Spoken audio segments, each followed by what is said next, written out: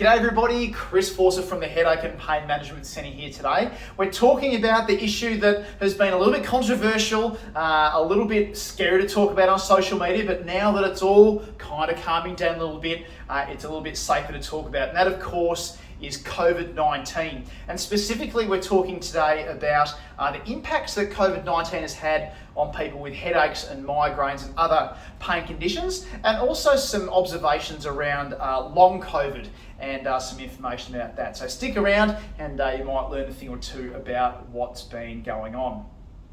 So obviously at the end of last year in Australia at least, the borders opened and COVID-19 became more spreading through the community. There was a lot more community spread, a lot more people were catching the disease and having to work through those sorts of things.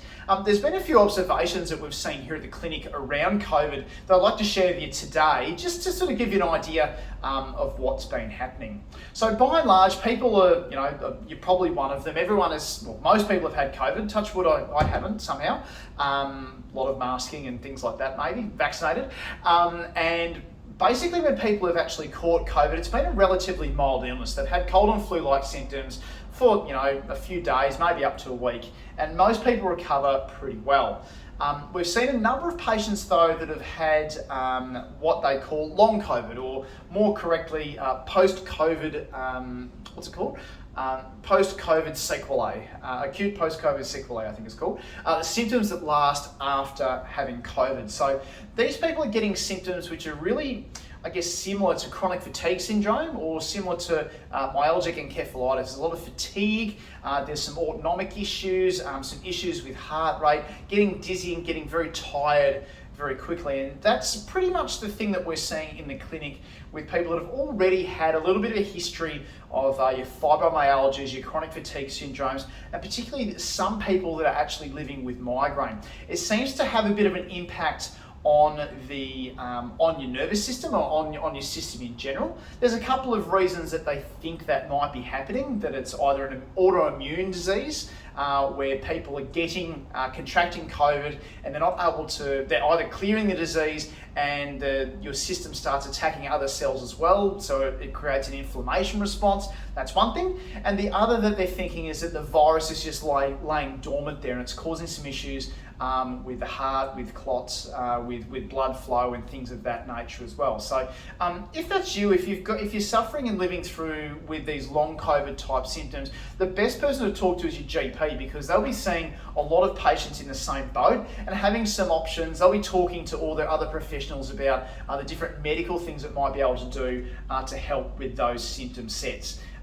Different medications to trial and things of that nature. It seems to be a very developing field of research, long COVID. They've seen some relationships between how long COVID works and how fibromyalgia, chronic fatigue syndrome works. So it may well be over the next couple of years as they research more into the long COVID that they actually start finding more good treatments for fibromyalgia, for chronic fatigue syndrome, Ross River fever, these sorts of different conditions as well. But in the meantime, if you are living with the long COVID, the symptoms, short of breath, you're not as fit as you once were, talk to your GP first and then have a chat to your physio about what the options are, because going back into doing intense exercise in this scenario might not actually be the best thing for it. It might actually be more just backing off and doing what you can rather than pushing things too far.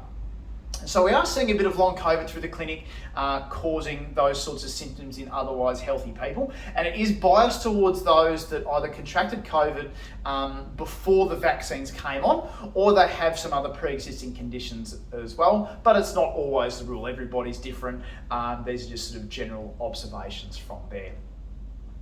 The other thing that we're seeing with people that have contracted COVID and are coming to see the clinic is that these patients that have had headache or migraine or low back pain, neck pain in the past, they're actually presenting to the clinic with the same thing again as they had a number of years ago. The neck pains come back, the back pains come back, the migraines come back after being good for a while. Okay, so the COVID has kind of ramped the pain up once again. Now, the reason for that, there may be a couple of reasons for it. The first thing is that your system, when you were, I guess, sorted out the first time around, is that the pain is reduced to a level where it's negligible. Your system has decided that whatever the damage or whatever the reason for the pain being there in the first place has now decreased to a level where your brain is no longer realizing that there's an issue there, or it's become used to its new environment. It's not actually causing pain anymore. When you introduce COVID into the system, a new virus, more inflammation, the immune system kicks in, hormones kick in, and it can cause that threshold to be met once again, so the pain is again there. So what we're finding with some people that are coming in with their neck pain, their headaches, their back pain, after getting COVID, is that there are actually some stiff joints there in the neck. There's some muscles that are tight as a result of not moving or as a protective response. And once we get those joints and muscles moving and a bit stronger again, the pain then starts to go away once again.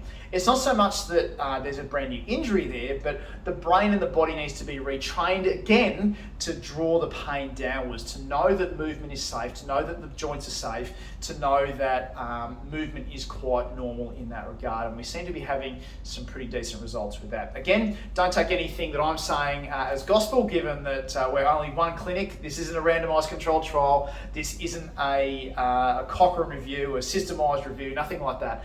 This is just purely observational about what we've seen here. So I think in this day and age where we're learning a lot about the virus, we're learning a lot about how it works, how it impacts people, repeat infections, all of these sorts of things. Even the impact of whether being vaccinated or not has impacts or effects on contracting the virus or long COVID and things like that. We're learning things all the time. I guess the thing that I'm encouraging you to do, that if you have contracted COVID, you're getting new symptoms again, you're getting your pain, your migraines, your headaches, things like that, the best thing to do is to talk to someone about it and actually find out what your health professionals are saying, what we're saying, what might be able to be done for your individual circumstance. You don't need to suffer alone with this.